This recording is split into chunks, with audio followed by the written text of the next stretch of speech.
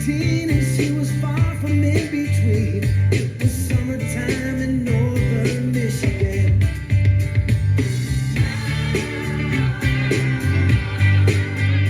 Oh, yeah. Yes, yes, yes, yes, yes. Indeedy said yes. A little bit of Kid Rock right there, showing mad respect for the last minute halftime show that saved our viewing pleasure last night. So, yeah, so we're going to talk about the commercials tomorrow. But there was a couple because we haven't got to see all the commercials, people. We did watch the Super Bowl. It's Monday. I know the video's out of the best commercials. We just haven't seen it yet, you know? Yep.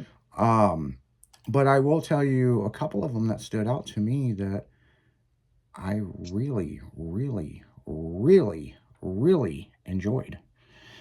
Really? Yeah, I really did. Sorry, I had to do it. yeah, I had to do it, man. I really liked you guys. I guess it took forever to do this, but Pepsi finally did it. They had the bear do the Pepsi, the Coca-Cola bear do the fucking taste challenge, and he chose Pepsi. him and his wife was an outcast. They were homeless and all this other shit. And then they go into this thing and everybody's cheering them on and they're like great people. And I was just like, if that's not political, I don't know what is. Funny though. Yeah, it's funny, but it's kind of like, oh, you're a Republican, now you're a Democrat, now you're a Republican, boo, you know, and then they got around their people. But yeah, it was kind of cool. It was kind of quirky, but it was cool. It was fucking dope. And the look on the bear's face, he chose Pepsi. Oh, shit. You chose Pepsi. There goes my career, my endorsements, and him and his wife got fired. They were homeless, you know. No more ice skating, you know. No more fucking. Because man, them polar bears, man, they had them doing all kinds of shit. Yep. But like, I just was like, damn. No shit. Poor fucking guys, man. I mean, you know, like, damn. Damn. So yeah, I thought it was kind of funny. It was cool though. It was cool. The Anheuser-Busch one with the eagle.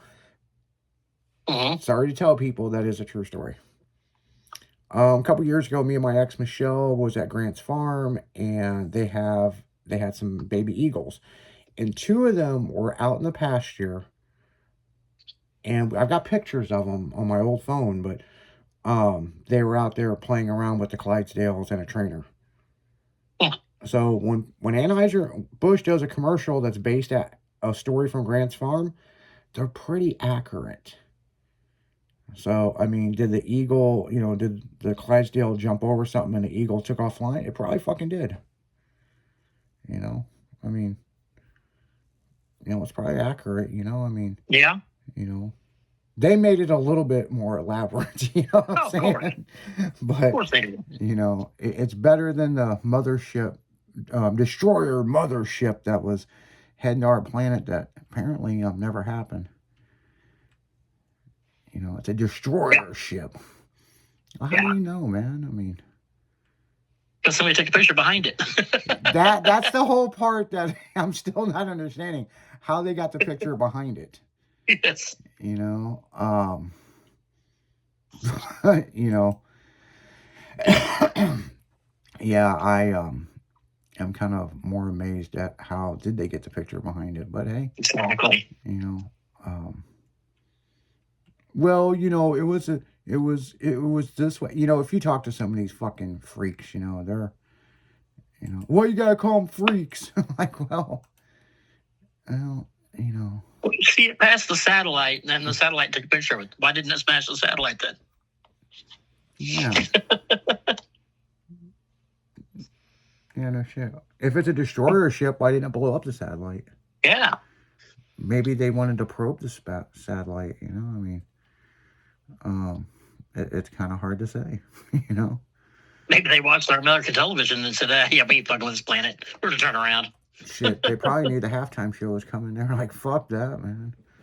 You guys, there's guys dressing like girls in this planet. We don't need to go here. Yeah. Well, like I've always said, you know, if there's aliens out there, they don't know who's in charge, man. We're walking the dogs and picking up their shit. Exactly. And they're trying to, you know, communicate with the dogs, and dogs ain't having it. Speaking of dogs, I finished watching Southland. Oh, did you? Yeah, it ended very interesting. I don't remember how it ended. Yeah, it was, yeah, I mean... It just kind of left you hanging, didn't it, at the end? It kind of left you hanging. The one guy died and this, and this, but... I'm just trying to think about how it ended, because it's been several years since I watched it. And the young guy screwed over his partner. Mm-hmm. And, yeah, I mean, it kind of was interesting. But, my whole point of this is there was a dog. Mm-hmm. And he was in the house. And the dog was barking. Of course, you know there's a trainer in the house, you know, while they're filming this. Yeah. And the trainer's like, bark at him when they come to the porch. And the dog was barking a certain way. My pugs were in the bedroom. They got pissed off and ran to the fucking door and wanted outside so bad. And they got out there and they were looking around on the porch. And I just makes me wonder in their language what the dog on TV said to make them want to run out to the porch. Yeah. I'm telling you, people, this dog communication shit is real, okay? Oh, yeah. I mean, we might not understand their fucking language, but, like, apparently AI will figure it out, you know? I mean, Yeah. figures... Did I tell... On the morning show, did I tell you about last week, scientists have figured out, using AI, they've got the technology that it can scan somebody and tell the world that if you're going to commit suicide in 2 years. That's retarded. You know, now you can just look at a motherfucker and tell that, you know what I'm saying? Yeah. You're just like, man, that guy's going to cap himself off, man. Like, you know, yeah, that girl ain't, man, she ain't got much time, man. But Yeah. I was like, what shit position did these guys show up late to work? And they're like, well, the only thing we got left is suicide with AI, man. Yeah. You know, figure out if it can do it. When Fred's gonna die? Yeah, when's Fred gonna die? I just fucking... I was like, seriously? I'd give us a new bingo card at least. Yeah. We win and how? I know, right? Yeah, I just like, wow. I'm just speechless by this one. I'm just like, Exactly. So, yeah. So, this year, Route 66 turns 100 years old. 100 years old. Yeah. At all? Yeah. Yeah, it's only 100 years old. You're like, that's all, man? Just 100? That's all, yeah. Yeah. Well, been trucks and shit around that long. Yeah, 1926. Started in Chicago, ended in California, so. That's why the road's so goddamn little. 1926, the trucks were little. I know, right? If anybody's ever driven on a real Route 66 road, I have. they're not very wide, okay? There's sections out here where I live that are still parts of old Route 66 that are being used. Mm-hmm. And there was one they redid the bridge on. So we had to go back down it with concrete trucks. You cannot pass two concrete trucks side by side on that fucking road. You both have to have one whole side completely off in the grass. Well, the Chain of Rocks Bridge, you know how it's got that bend in it? Mm-hmm.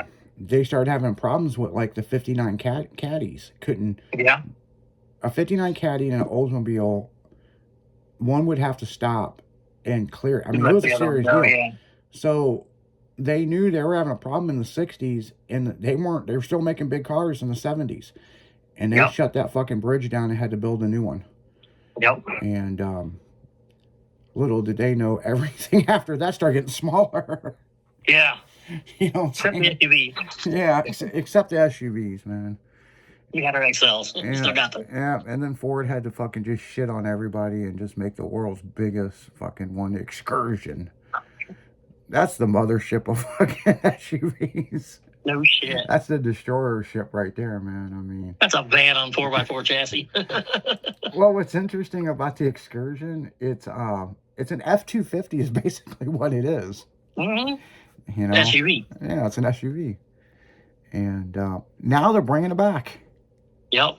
You know, They sold. People loved them till they didn't. well, the thing is, when they first come out, they were selling pretty good, Hmm. and they had all those government contracts. Right.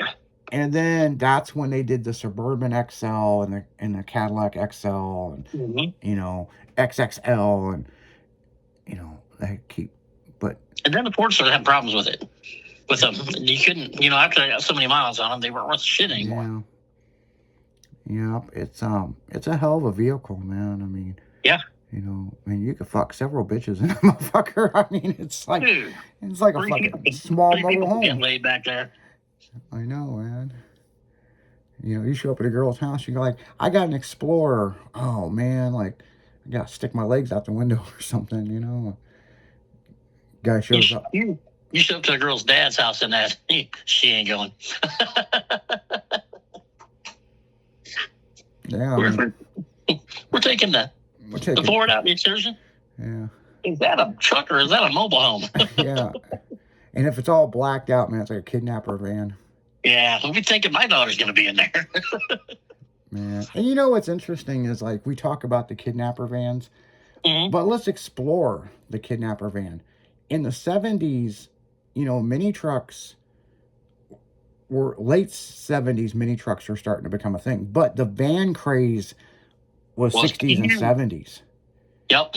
So you show up with a fucking short van slammed with a half moon bubble window out the back. Oh, yeah. You had the bubble window in the back, you know. And you had shag It carpet was the love inside. machine, yeah. It was the love machine. Yeah, the love machine, The man. shagging wagon. The shagging wagon. You pull up with that bitch, had a bed in it with carpet and a fucking mini bar Some in of them it. had water beds. Yeah, dude, they did. Remember that? They had fucking water beds. My uncle had one that had a water bed in it. Yep. And I was like, could you imagine riding in that motherfucker? Going across country and splashing back and forth? My family all had those vans like that when I was a kid. They didn't have waterbed, but we had the fancy vans with the carpeted walls and the lights hanging on the walls and shit. Man.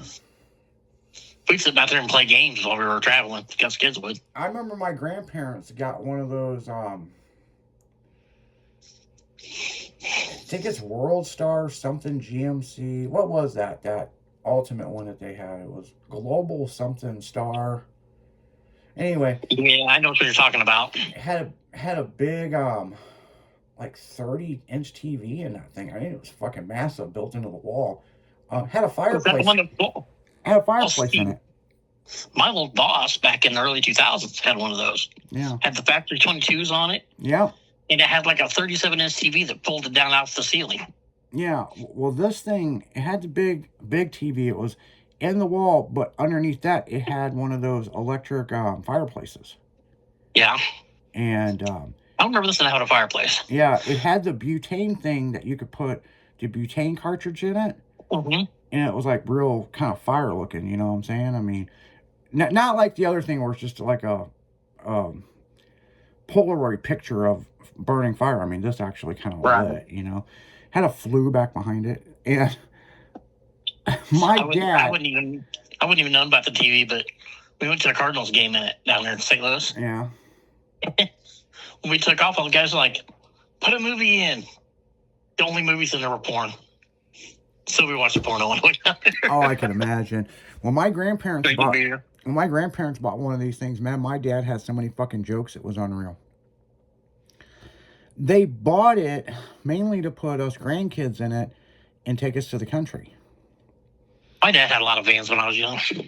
You know, man, vans are cool, man, especially chop top vans, man. I mean, After I got my license, my dad had this old 70 Chevy van.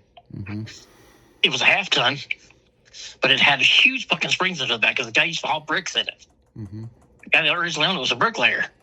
So it basically had no suspension if it was empty. But it did killer burnouts. But it was just a basic van with 2 front seats. No carpet, no nothing. Well, I crashed my car, so I needed something to take to the basketball game at the next town over. Mm-hmm.